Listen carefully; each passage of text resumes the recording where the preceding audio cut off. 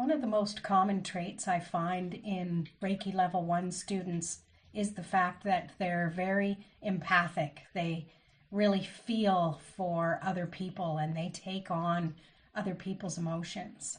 Hi, I'm Lorraine Scott. I'm a Reiki master teacher, among other modalities that I practice. But today I'd like to speak with you about Reiki and the beginning levels of Reiki. And as I mentioned, being empathic seems to be one of the traits that students are attracted to my style of teaching. Traditionally, you're taught in a specific format, and you're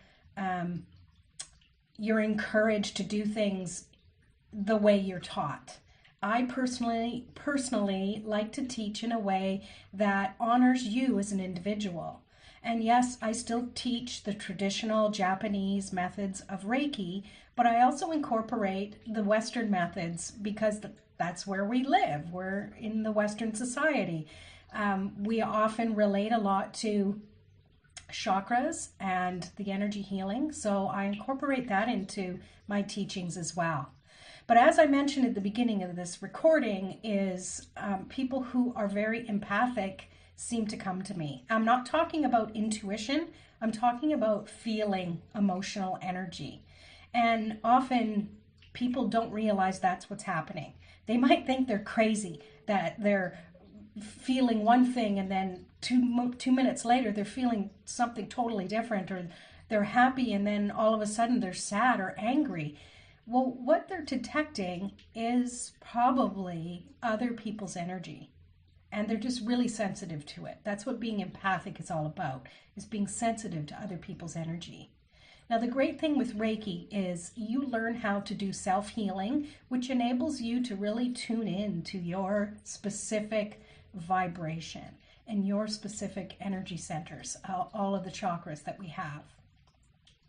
Once you can determine what your energy is, it's easier for you to figure out when you're actually feeling somebody else's energy.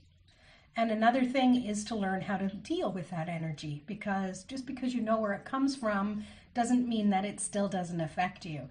It just means that you can now associate it, or distinguish whether it's yours or somebody else's.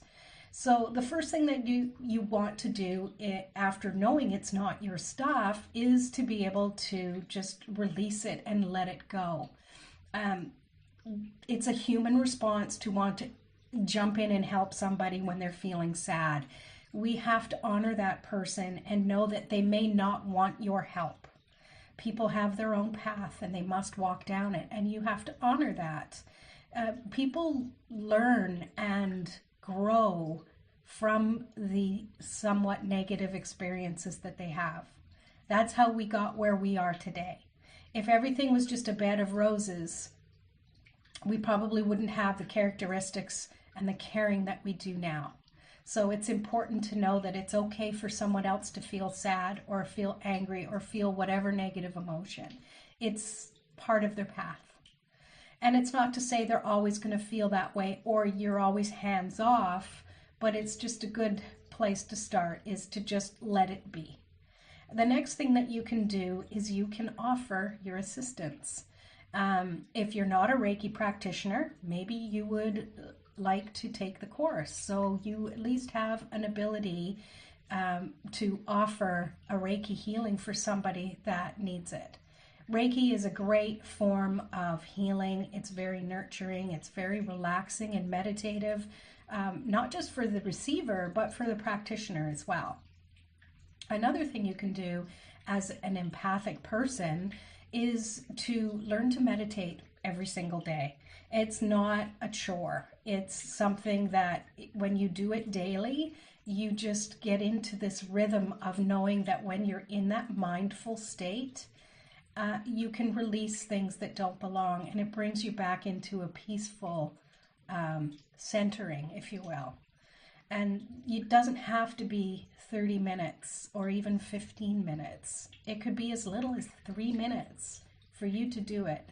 The key is to do it every single day. It's about consecutive days. It's about continuity. And when you do that, your body knows that it's going to expect to be able to release whatever negativity it's picking up, because it knows, your mind and soul, it knows that you will get to your meditation today. That's pretty much key. Anyways, if you're interested in taking the Reiki Level 1 course with me, please get in touch with me. I'd be very honored to be your first teacher in the Reiki realm of holistic healing. Namaste.